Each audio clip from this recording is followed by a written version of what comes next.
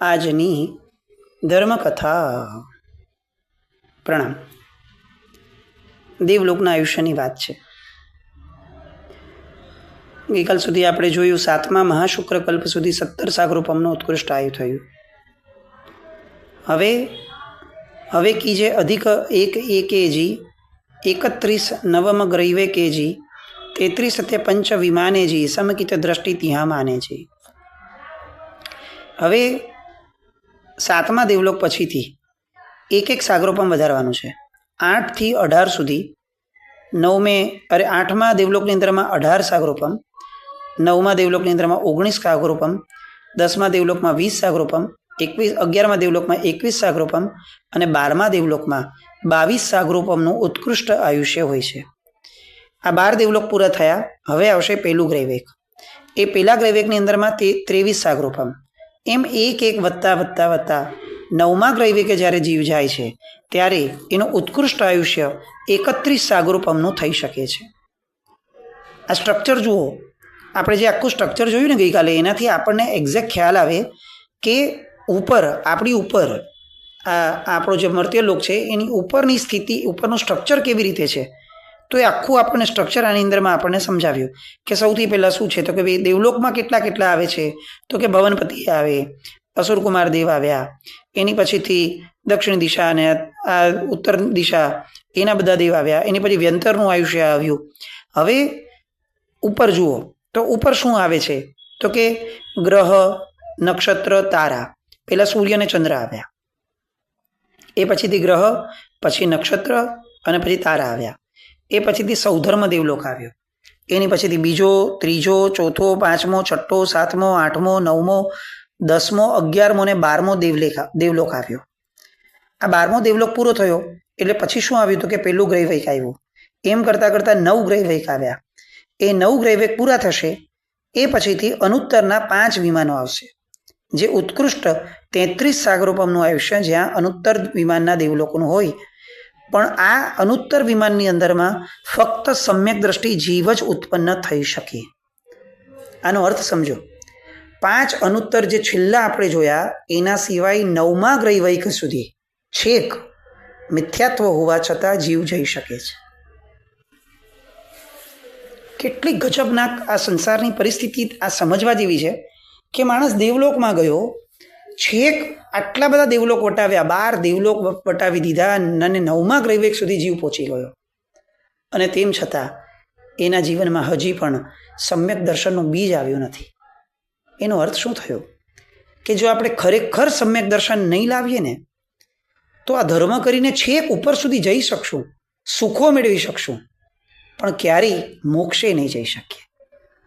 આપણને ઘણીવાર પ્રશ્ન થાય છે કે આટલા મેરુ જેટલા ઓઘા લીધા, આવું કેવી રીતે શક્ય બન્યું હોય? આટલો બધો ધર્મ કર્યો હોય ને છતાંય આપણે મોક્ષે ન ગયા હોઈએ. અહીંયા તો આપણે સામાન્યથી કોઈકને એમ જરાક સારી સાધના કરતા જોઈએ ને તો તરત એમ કહે છે કે ભાઈ આ તો વહેલો મોક્ષે વયો જવાનો.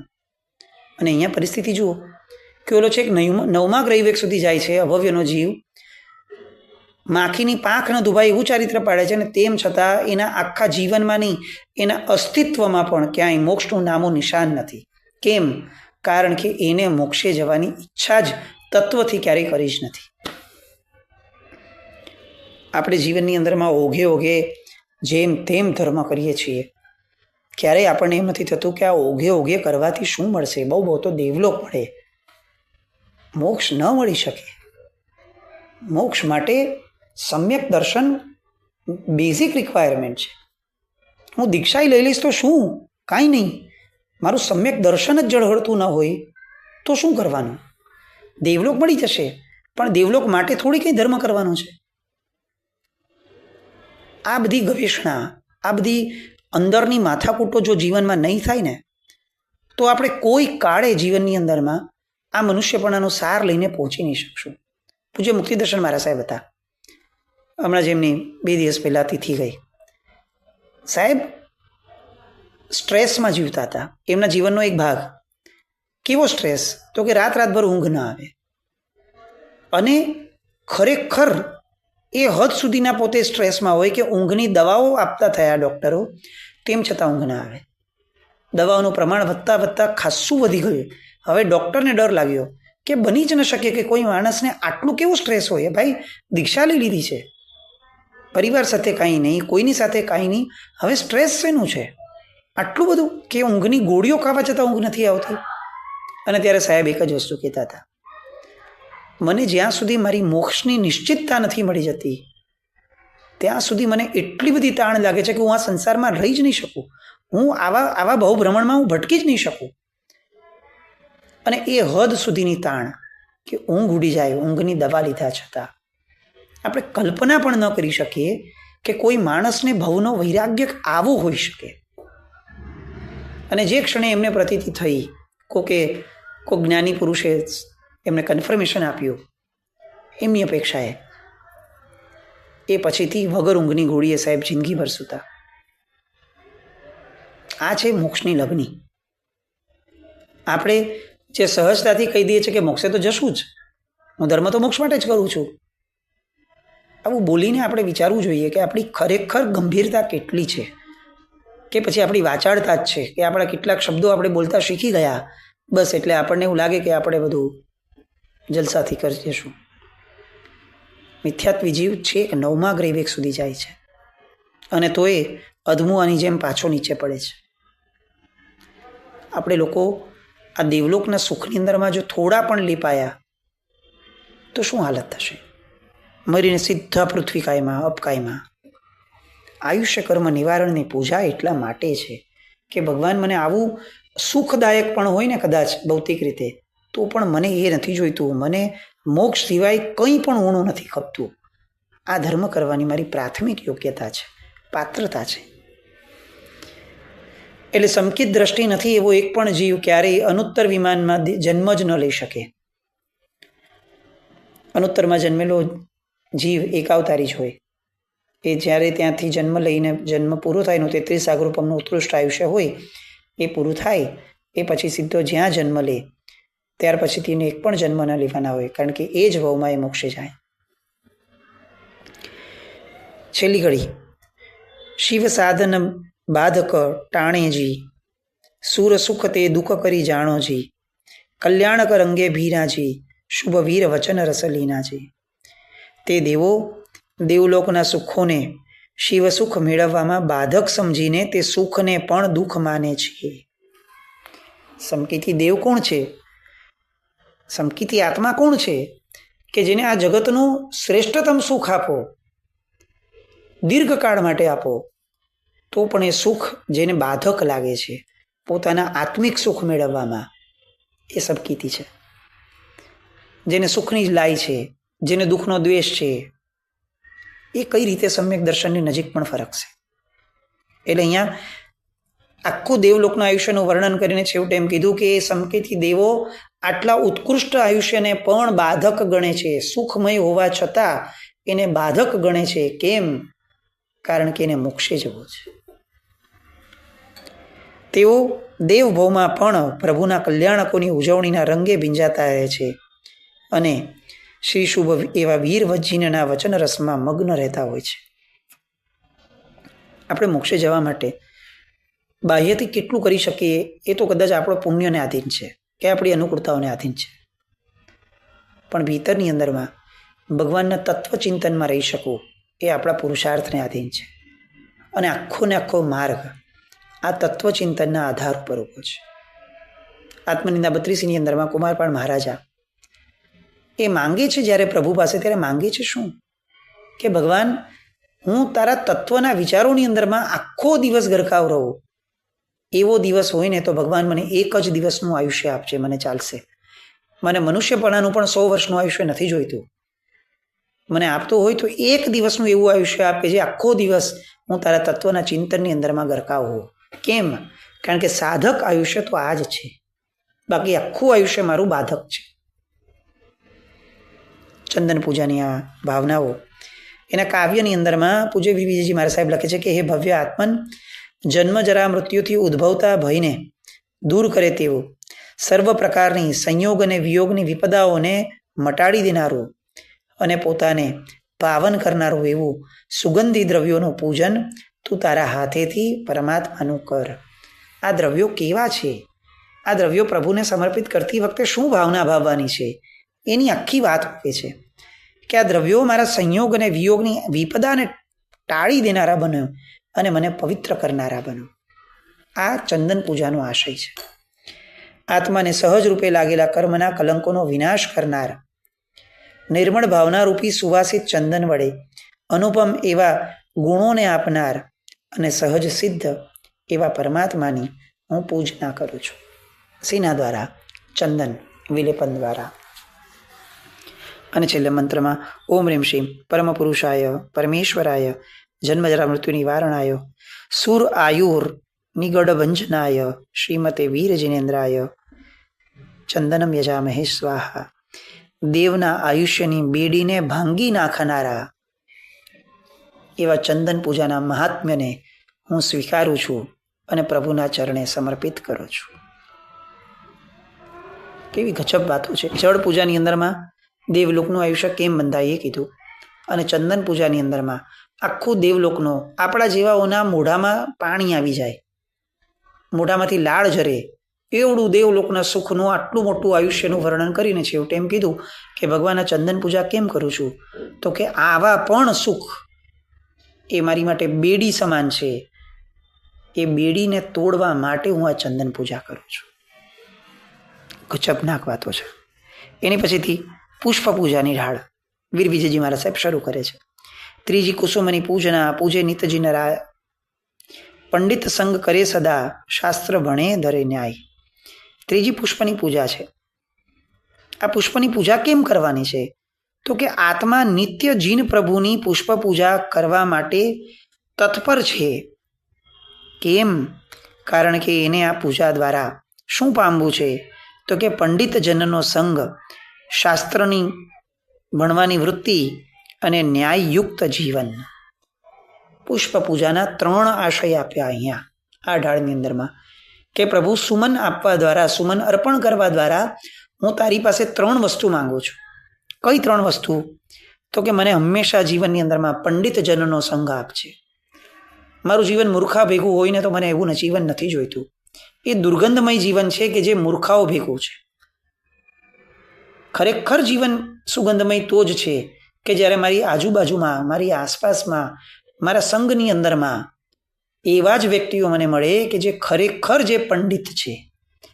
નામના પંડિત નહીં, જ્ઞાનના પંડિત પણ નહીં, થોથાના પંડિત નહીં. મને જોઈએ છે એ અનુભવ જ્ઞાનના પંડિત, અનુભૂતિઓના પંડિત, પરમાત્મા પ્રીતિના પંડિત, વૈરાગ્યના પંડિત, જેનો મોહનીય ક્ષયોપશમ થાય છે, જેને મોહનીયના ક્ષયોપશમનું લક્ષ્ય છે, એવા પંડિત આત્માઓનો ભગવાન મને સતત સંગ આપશે. આ મારી પુષ્પ પૂજાનો આશય છે. બીજો આશય કે હું સતત શાસ્ત્ર ભણવા માટે લાલાયિત બનું. હું ક્યારેય કોઈને એમ ન પૂછું કે ભાઈ કહી દો ને યાર, જવાબ આપી દો ને એટલે વાત પૂરી થાય. ના, મને હંમેશા એમ થાય કે ભગવાનનું વચન છે, મારે પોતે ભણવું છે. ભગવાનના શબ્દો છે, મારે પોતે વાંચવા છે. મારા ભગવાનની વાતો મારે પોતે ભણવી છે, મારે સાંભળવી છે, મારે એને યાદ કરવી છે, મારે એના ઊંડાણમાં જવું છે, મારે એનું તત્વચિંતન કરવું છે. કેમ? કારણ કે મારા ભગવાનના શબ્દો છે. તો શાસ્ત્ર પ્રત્યેનો આવો અહોભાવ મને પુષ્પ પૂજા દ્વારા ભગવાન તું આપજે. આ પુષ્પ પૂજાનું મારું લક્ષ્ય છે. અને ત્રીજું લક્ષ્ય માંગે છે કે ભગવાન મારું જીવન ન્યાયયુક્ત બનાવો. હું જીવનમાં ક્યાંય કોઈ અન્યાય કરનારો ન બનું. અન્યાય એટલે એવું નહીં કે ભાઈ ચલો કોઈને કંઈ ખોટું કરીએ કે આ કરીએ. ના, જે મને ગમે છે ને એ જ હું લોકોને આપનારો બનું. જે મને નથી ગમતું એ હું આ જગતને ક્યારેય ન આપું. આ મારો ન્યાય. મને કોઈ ગુસ્સો કરે છે તો મને નથી ગમતું તો હું આ જગતને ક્યારેય મારા આયુષ્યકાળ દરમિયાન હું ગુસ્સો ના આપી શકું. કેમ? કારણ કે આ ન્યાય છે. મારે પક્ષપાતી નથી બનવું કે મને સુખ જોઈએ છે પણ હું કોઈને સુખ નહીં આપું. આવો પક્ષપાતી હું ક્યારેય ન બનું. એટલા માટે ભગવાન હું તારી પુષ્પ પૂજા કરું છું. ગજબનાક બધા લક્ષ્યાંકો. આપણને એમ લાગે કે આટલા બધા આશયો સેવતા સેવતા ક્યાંક આપણા હાથમાં પુષ્પ એમને એમ રહી જાય કલાકો સુધી. આ નાગ કેતુ વગેરેને પુષ્પ પૂજા કરતાં કરતાં કેવળ જ્ઞાન થયું. આવું સાંભળીને આપણે શું વિચારતા હશું? આપણી અત્યારની પુષ્પ પૂજા જે છે એ પુષ્પ પૂજા કરતાં કરતાં તો સારું મતિ જ્ઞાન પણ આપણું નિર્મળ નથી થતું. કેવળ જ્ઞાનની તો ક્યાં વાત કરીએ. તો એવી કઈ પુષ્પ પૂજા એમણે કરી હશે કે છેક કેવળ જ્ઞાન સુધી પહોંચી ગયા? એ ક્યારેય ન સમજાયું હતું. એ અત્યારે આ વીર વિજયજી મહારાજ સાહેબને વાંચતા વાંચતા સમજાય કે આ જ કાળમાં જન્મેલા વ્યક્તિ જો એમની પાસે આટલી નિર્મળ વિચારધારા પુષ્પ પૂજા માટેની છે તો એ ચરમ શરીરના જીવનમાં તો કેવી જબરદસ્ત વિચારધારા હશે. ચાલો હું એને તો નથી પામી શકવાનો, એ એવી બુદ્ધિ તો મારામાં નથી પાંગરી, પણ હું આ વીર વિજયજી મહારાજ સાહેબ જેવો તો થાવ, એમને કીધેલી વાતોને તો સેવનારો થાવ કે ભગવાન હું પુષ્પ પૂજા કેમ કરું છું. મારા 3 આશયો છે. ભગવાન મને પંડિતજનોનો સંગ જોઈએ છે. ભગવાન મને શાસ્ત્ર ભણવા માટેની લાલાયિત મારી મનોવૃત્તિ જોઈએ છે. અને ભગવાન મને ન્યાયયુક્ત જીવન જોઈએ છે. બીજા દુઆમાં કહે છે, ન્યાયે ઉપરાજણ કરે જૈણાયુત મુનિદાન ભદ્રક ભાવે નવી કરે આરંભ નિંદ્રા ઠાણ. ન્યાયથી અને નીતિથી ધનનું ઉપાર્જન કરવું છે. યત્નાપૂર્વક જીવનની દરેક ક્રિયાઓ કરવી છે. મુનિને દાન આપવું છે અને ભદ્રક અને સરળ ભાવી બનવું છે. અને આરંભ અને નિંદ્રા આ બંનેના કારણોથી મારે દૂર રહેવું છે. એટલા માટે ભગવાન હું તમારી પુષ્પ પૂજા કરું છું. આપણને એમ લાગે કે આ ભાઈ પાસે કેવી વિચારધારાઓ છે, એક પૂજા માટે આટલી બધી વિચારણા. આ તો હજી એક ઢાળ છે. આવી તો 64 પ્રકારની પૂજાઓ જેમણે રચી છે. આમનું પાછું પોતે તો આ દ્રવ્ય ક્રિયાઓથી પર છે. મજાની વાત તો એ છે, પોતે તો ચારિત્ર ધર્મ આત્મા છે. એમને તો આ દ્રવ્ય ક્રિયાઓ કરવાની જ નથી દ્રવ્યથી. વિચાર કરો, એ એમના મનમાં આ દ્રવ્ય ક્રિયાઓના ભાવ કેવા ઉછળતા હશે. આપણે તો પોતાના શરીરથી દ્રવ્ય ક્રિયા કરીએ છીએ અને તેમ છતાં દ્રવ્ય ક્રિયાઓમાં ન દ્રવ્યના ઠેકાણા છે, એના ભાવની કોઈ કલ્પના પણ છે. શું માંગ્યું બીજી ડાળમાં, બીજી પૂજા દુહામાં? ન્યાયથી અને નીતિથી જ ભગવાન મારે ધનનું ઉપાર્જન કરવું છે, એટલે હું તારી પુષ્પ પૂજા કરું છું. મારે જીવનની દરેક ક્રિયા, મન વચન કર્મની દરેકે દરેક ક્રિયામાં મારે જૈણા એટલે કે યત્નાનું સેવન કરવું છે. મારે મુનિને દાન આપવાવાળું જીવન જીવવું છે. મારે ભદ્રક અને સરળ સ્વભાવ, સરળ પરિણામવાળું જીવન જીવવું છે. ભગવાન હું આરંભના કોઈ સ્થાનને સેવું નહીં એવું મારે જીવન જોઈએ છે. અને ભગવાન અતિ નિદ્રાનું જે સ્થાન છે એવા સ્થાનથી પણ હું દૂર રહું, આવું જીવન મને જોઈએ છે. એટલા માટે ભગવાન હું તારી પુષ્પ પૂજા કરું છું. આ એક આશયને છે ને લખી અને રોજ ફક્ત એક આશયની પણ આપણે કરીએ ને, આપણને એમ લાગે કે આપણો મહિનો તો ખાલી પુષ્પ પૂજા કરતાં કરતાં નીકળી જાય. હજી ત્રીજી ગાથા છે. પરોપકારદિક ગુણે બાંધે આયુષ્ય બાંધે મણુ અનુહાય તું જ શાસન રસિયા થઈ શિવ માર્ગ કहीं જાય. આ બધા ગુણોને, હજી ગુણો કે જે શું તો કે પરોપકારી થવું છે. અને પછી કહે છે કે આ બધા ગુણોનું સેવન મને કેમ કરવું છે ભગવાન? કારણ કે આ બધા ગુણોનું સેવન કરનાર માણસ એ મનુષ્યનું આયુષ્ય બાંધે છે. અને એવું નહીં કે સામાન્ય મનુષ્યનું આયુષ્ય મળે, એવું નહીં. એ એવા મનુષ્યનું આયુષ્ય બાંધે છે કે જે મનુષ્યપણું પામી તારું શાસન પામે, એનો ઉપાસક થાય અને અંતે મોક્ષ માર્ગ તરફ આગળ વધે. મારી પુષ્પ પૂજાનો આશય ભગવાન આ છે કે મનુષ્યના અવતારને પામવા માટેના જે સ્થાનો છે એ સ્થાનોનું સેવન ભગવાન મને પ્રાપ્ત થાય એ માટે હું તને પુષ્પ સમર્પિત કરું છું. આ પુષ્પ નથી, આ મારી માટે મારા મનુષ્યપણાના આયુષ્યનું રિઝર્વેશન છે. કેટલી સરસ વાતો. અહીંયા હવે પુષ્પ પૂજાના આશયમાં મનુષ્યપણાનું આયુષ્ય કઈ રીતે બંધાય એના સ્થાનોની આખી હવે વાત કરવાના. બીજી ઢાળ શરૂ થશે અને દેશીમાં, અને એની બહુ સરસ મજાની ધ્રુવ પંક્તિ મૂકી છે.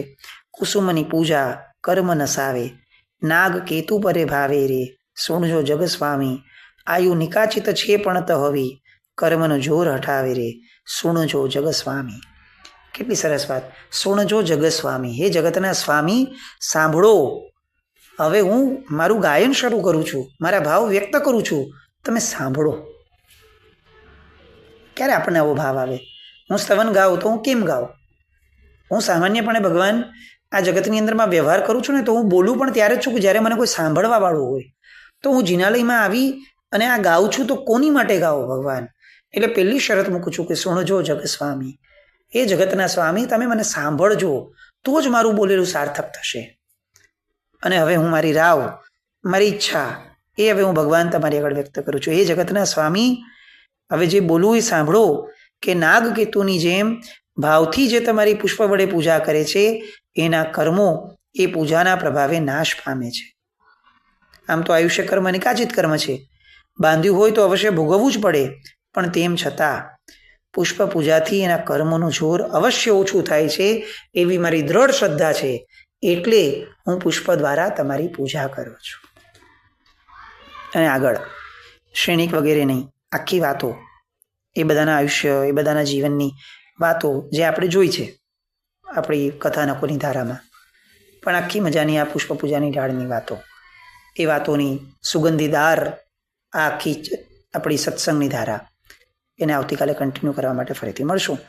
પણ આ બધા આયામો યાદ રાખીને લખવા જેવા છે એક પુસ્તકમાં, કે હું પુષ્પ પૂજા કેમ કરું છું. એક એક આશયને ઘૂંટવા જેવો છે. બસ આવું ઘૂંટતા રહીએ એવી શુભ મંગલ કામના સાથે. જીનાકના વિરુદ્ધ કંઈ પણ બોલાય તો ઈચ્છામી દુક્કડમ. જૈનમ જયતિ શાસન.